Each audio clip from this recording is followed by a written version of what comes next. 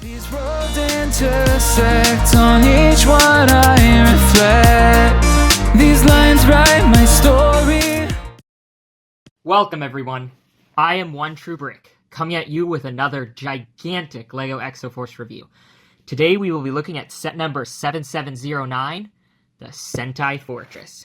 Now, as you can probably tell from this shot, this set is absolutely huge. So big, in fact, that I was not able to fit it on my normal set. So I've actually had to move to the ground. Hopefully you can still see everything here, but let's get right into it.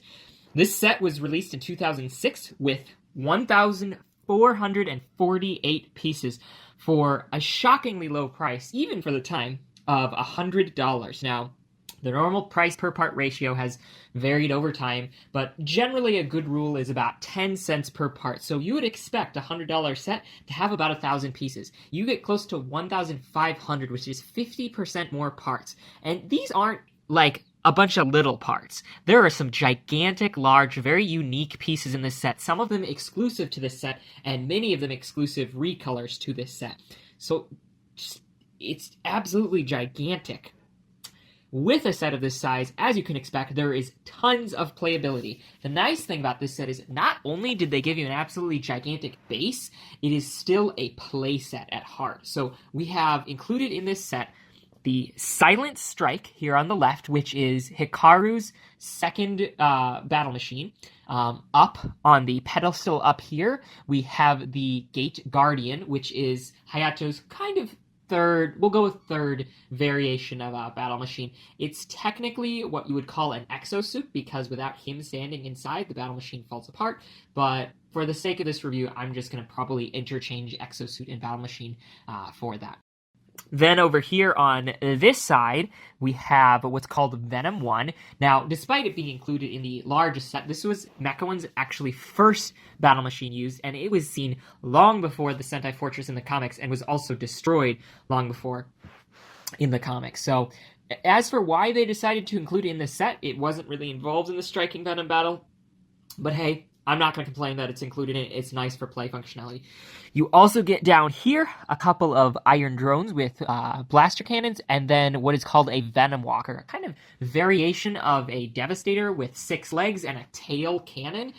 These were specifically used during the Striking Venom assault for the robots to make their way into the fortress by crawling up and over the walls. So that's something interesting to note.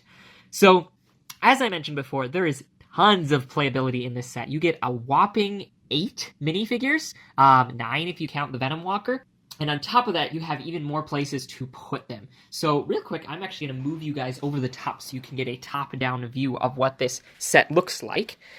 And as you can see, there are tons of different places where you can put figures. There are cannons up here at the front where you can put someone's right here, so that's already 2 places you can put people. There's a third spot for somebody to drive this little vehicle with a missile in the back, and then another 2 spots for someone to drive and someone to be driven. Over here, there is a medical bay down here that includes a light brick functionality for, I guess, like healing, kind of like Star Wars style when Luke Skywalker was in the Bacta-tank. There is a little armory over here where you could probably fit another 2 or 3 figures. Up here, on top of here, there's a turret where you can fit yet another 2 figures. And then, of course, in the back here, we have kind of the main focus of the base, which is this giant repair station. And you can actually fit the Silent Strike or just about any standard $15 to $20 battle machine you can fit back there to simulate some sort of repair. Then there's a little crane back here where I have Rio stationed. And then there's lots of space, as you can see, where you can put other figures. So all in all, you just get a ton of different locations to put characters. And honestly, one of my favorite things to do as a kid when I first got this set was to take all of my extra figures. So I had the Stealth Hunter with Hikaru inside, I had the Grand Titan with Takeshi inside, all those different models that have extra figures I'd take, and I'd mix up all their hair and their faces and torsos in order to kind of have these alternate characters. They weren't named characters in the story, but they were like grunts kind of that I could just display throughout either this or inside the battle machines. So altogether, you probably have a place for 1, 2, 3, 4, 5, 6, 7, 8, 9, 10, 11, 12, probably around 15 or 16 figures can fit on this model, not including in the battle machines, which is absolutely nuts. I am glad that they included pretty much the entire team. So you get Mecha One, you get an Iron Drone, you get kind of a Devastator with the Venom Walker. You run into the same situation that was true for the Striking Venom, where you don't get a set of legs, but at least it wasn't intended to be that way. It's a different character. And then all 4 of the main Exo-Force pilots plus Sensei Kiken for the first time. So, just absolutely massive set. I know I've said that a lot already. So let's go over some of the smaller battle machines real quick. So the Silent Strike over here has a very similar style to the Supernova. So the Supernova was a special edition set that I showed you guys a little while ago, and this set is Hikaru's variant of it. So just like the Stealth Hunter and the Grand Titan had some similarities, this one and the Supernova do. Now, per my review, I did have a lot of complaints about the Supernova's design, and not all of them have been rectified in the set, but there are definitely some improvements upon it. The set isn't nearly as front-heavy. I do like how, as you can see, the arms are slightly shorter. They use a size 2 ratchet piece instead of a size 3, meaning it's not as bulky, which would kind of make sense for this character, considering it's meant to be fast and quiet rather than bulky and heavy, but there still is a fair amount of bulk. But as you can see, even standing on carpet, it doesn't risk falling over, so it's not quite as top-heavy. However, it still does suffer from some of the same issues, being that the fingers, especially, as you can see, I'm actually missing one right there. One thing I should mention, unlike in most of my reviews, I have tried my best to replace most of the pieces in this, but there are 1 or 2 here and there, so just keep that in mind. Reference the actual set instructions or a picture from Bricklink. I'm also missing a sticker on the front of the gate right there. But enough of that. There is still a lot of fragility in this model, not quite as bad as the Supernova, but it's still noticeable. And then the other thing to note is the laser on this arm, it feels tacked on. It doesn't really feel like they were really thinking all that much about adding it as a laser sight. It's just kind of there. And considering this set comes with 2 laser pieces, I honestly think they probably could have foregone that in this set entirely and done some stuff to help with the stability of the model, similar to how I think they should have done with the Supernova.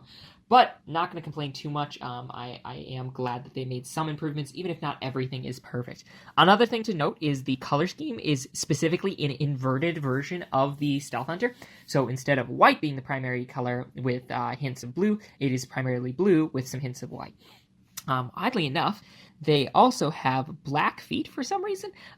This doesn't make a whole lot of sense to me. They probably could have done it in blue, but it doesn't look terrible. It feels like it suddenly shifts from this blue color to primarily black on the feet, which didn't make a whole lot of sense to me.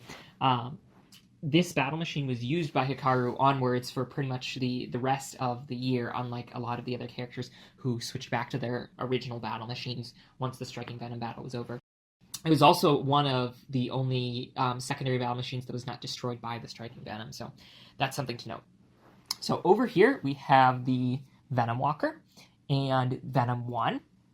And once again, Venom One is this battle machine that was used by Mecha One. It was used by a clone of him, actually, over the course of the story, and it was actually used and destroyed very quickly during a rescue of some of the Exo-Force team members. It's hard to compare it to any particular battle machine, but if I had to pick one, it does remind me a lot of the Thunder Fury. Its feet have a very similar design. Its kind of overall look does look somewhat like a Thunder Fury, but the torso especially has a very unique design that really isn't like any other battle machine. And then these arms here don't have a ton of posability. They just move up and down, can kind of aim like that. However, something that is notable that really isn't on any other standard-sized battle machine is the ability to rotate the torso. So instead of having full posability in the arms, they have waist articulation, allowing it to spin pretty much all the way around. And I think that's a nice touch. I wish more battle machines later on had a torso swivel. But unfortunately, this is the only one this year that had it. Also, something to note, it has a destroyer disc launcher on top. I've already talked about this pretty extensively in previous reviews. Pretty straightforward. It's the same thing as a light disc launcher. You drop the discs inside, you flick it. It doesn't really work all that well, and I honestly think LEGO could have done a better job of designing this particular part. It's kind of a throwaway feature. And then you got this little Venom Walker guy. It's basically a Devastator with legs and then this tail functionality. So I like how they had this. I think the arms are a little bit strange. I think they should have probably put them on the normal way with some hands instead of having just these kind of like outstretched arms that can only rotate around like this. But for the most part, it still serves its purpose, and it's a nice little addition towards the end of the year as an alternate robot villain character. So after going over all of the different functionalities and playability, I'm sure I missed a couple things. The gate can also open to allow characters to travel through them. All of the smaller little stations that are hooked up around the sides, the turrets and the little cargo vehicles can be pushed along the edges, allowing you to move character from one side to another. And then, of course, there's tons of posability in the smaller battle machines. All in all, you get a lot of functionality in this set. However, it must be noted that this set is extremely fragile.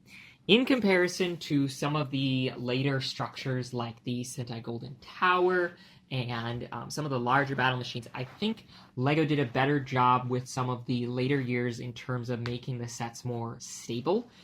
This year, as cool as it was, had a lot of easy-to-lose parts. And this set is no exception. The amount of stuff that can get knocked off or bumped, I've had my talk about antenna already. There is a total of 7 antenna throughout this structure, and I kid you not, before making this video, I had to replace, I think, all of them. No, 8. There's 8 of them. There's another one up there on top of that structure. So lots of losable pieces, not a whole lot of strength in terms of design. It's very important that when you store this, you take it apart and you don't try to put it in as it is. I would even recommend storing this fully disassembled unless you want to lose parts, as I have over the years. I can't complain too much about the fragility of this set, though, considering the fact that it is a base. In the real world, it's not really supposed to be moved around and flown around. I complain a lot more about the smaller sets when it comes to this because it's meant to be picked up. You're meant to be able to pick up the Silent Strike and fly it around your room. You're not really meant to pick up the Sentai Fortress and fly it around your room. It is still worth noting, though, that it is fragile, so be careful if you are considering buying this set. Something that I forgot to mention at the very beginning was the current price tag. So, obviously, this was an expensive set when it came out, but it had a really good number of pieces. Nowadays, you can kind of expect it to be, and this was one of the harder ones to judge because you can get this set for around $100 to $110, around the same price. But during my research on Bricklink and eBay, a lot of the sets were missing a few pieces here and there, missing sticker sheets, missing minifigures. So, unfortunately, if you're looking for a complete set, you're gonna have to probably buy it sealed or in mint condition. So, you can expect, if you want everything included in the set, to spend around $150 to $170. Now, before you go, oh my gosh, that is way too much money. If you're a hardcore collector, I absolutely recommend grabbing the set. Even if you're not, I still have to give it my recommendation, even for that price, because of how many parts you get in this set. Nowadays, if LEGO released this set with the number of pieces that you get in it, you would probably expect to spend around $150, maybe even a little bit more. Considering all the stuff that is included in this set and the amount of pieces you get, especially rarer and exclusive pieces, I think this set is probably worth about $150 to $170. If you are just a prospective Exo-Force onlooker, if you're like, I don't really need to pick up every single set, sure. Just grab some of the smaller sets. You'll be fine grabbing a Grand Titan and a Thunder Fury. If that will quench your thirst for LEGO Mecha, that's fine. But if you are more interested in picking up every single set, maybe save for some of the exclusives or special edition sets, I do think this set is worth the $150 price tag that you can see on Bricklink and eBay. So, with all that being said, let's take a look at some of the minifigures. Now, I'm gonna quick show off some of the more unique to this set ones. I'm going to take a look at Sensei Kiken. If you are curious about what some of the other ones look like, feel free to look at some of my other reviews. You can see Hikaru in the Stealth Hunter review, Hayato in the Gate Defense, the Iron Drones can also be seen in the Gate Defense or the Sentry. Rio is in Uplink or the Mobile Defense Tank, Takeshi is included in the Grand Titan, and Mecha One is included in the Bridge Walker set. Since I have already gone a long time with this review, I'm just going to take a look at what's exclusive to this set, which is Sensei Kiken. So, this is the first time that this figure was included. And this figure gets a brand new torso print, a brand new face print, and a hairstyle that wasn't previously seen in Exo-Force. And I do find it interesting. Pretty much every single other Exo-Force character has this rubbery texture to their hair. This one is just kind of a standard wizard character hairpiece. And then if you remove it, he has a signature alternate expression that all of the Exo-Force characters have. He has kind of this scar that goes through his face and eye. I would assume that was during the robot's assault. He's kind of like a battle-scarred kind of teacher character, and I think they pretty much nail his design in this figure. I do wish that they had leg and back printing. However, a lot of the figures in this wave didn't have those, so I'm not horribly upset that that's not included. Another thing to note, of course, is one of the biggest appeals of these Exo-Force sets were their alternate models, and this set is no exception. As you can see, here's the instruction manual. Oddly enough, they decided to have this instruction manual be all one piece. There were plenty of sets throughout Exo-Force's line that had 2 or even 3 manuals, but for whatever reason, they decided to have the Sentai Fortress all in one. Out of all the different sets they could have had to have 2 manuals, I think this one probably made the most sense, but for whatever reason they didn't. And inside, at the very back, you can find an alternate model called the Sentai Tower, and I think this is yet another really good design. Personally, I wish I would have grabbed 2 or even 3 Sentai Fortress sets, but I didn't at the time. Probably tough for me to do now. But I think it'd be really cool to have a setup where this is kind of in the back or the center, maybe off to the side as kind of like a little outpost, and then another couple Sentai Fortresses hooked up at the back, so there's 2 repair bays instead of just 1. I just think this set is dripping with potential, especially if you got multiple ones, and I think it'd be really cool to combine them. Maybe sometime down the line I will, but for now, just got the one. And then, of course, it is good for me to go over the story aspects of this. So, despite the fact that the set was really good, and it served as the primary base for the Exo-Force team, there really isn't a whole lot to say about the story, other than it was much bigger in the story, even though LEGO created a positively gigantic set with lots of functionality. It still is smaller than the one featured in the comics. I think there were like 6 or 8 towers instead of 2. There were 4 repair bays at least in the back instead of just 1. I think the front gate was a lot bigger, and it was just an overall gigantic space that was meant to fill and hold lots and lots of battle machines. But I still think they did a good job of doing with what they had. It was badly damaged during the striking Venom attack, and sadly had to be left by the Exo-Force team in favor of the Sentai Golden City in 2007. The gate was horribly damaged, the repair bays were horribly damaged, and in fact, everyone had to leave. And later on in 2007, they actually revisited the place in order to retrieve some codes that Sensei Kiken had told them to. And when they got there, they found a bunch of robots ransacking the place, so if it wasn't already badly damaged enough, it was even worse damaged after that. So a sad ending to a very cool base. But that just about does it for my review. If I didn't already say, definitely recommend this set. It's not for somebody just prospectively looking at Exo-Force to get, though. It is more for a collector to get. However, I will say the $150 that you will likely spend on this set is well worth it in comparison to, say, spending $100 on completing your collection by buying the Supernova or the Striking Venom. I definitely think this is worth the asking price. So thank you guys very much for sticking with me through this long review.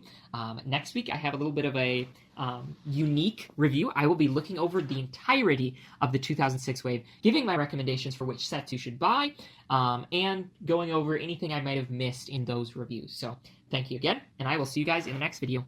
Bye!